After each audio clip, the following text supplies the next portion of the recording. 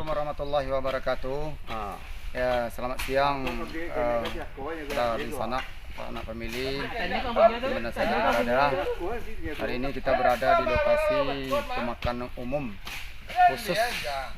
khususnya untuk Poto Sayo, dan alhamdulillah masih banyak keluarga-keluarga lain yang menumpang, antaranya suku Jambak, enam suku di sini. Jadi alhamdulillah ada kesepakatan kita setiap habis lebaran 1 hari siap kita sholat lebaran, kita laksanakan guru masal untuk membersihkan kuburan ini agar kuburan ini betul-betul indah, nyaman, dan karena berada di lingkungan masyarakat, di perumahan masyarakat, saya berharap masuk semua karya bersemak belukar dan bersih harusnya, sehingga ada kesepakatan kita setiap tahun untuk membersihkannya. Bahkan ada perencanaan setiap nanti ada acara pengajian untuk kita kumpulkan dana untuk kegiatan pembersihan kuburan ini.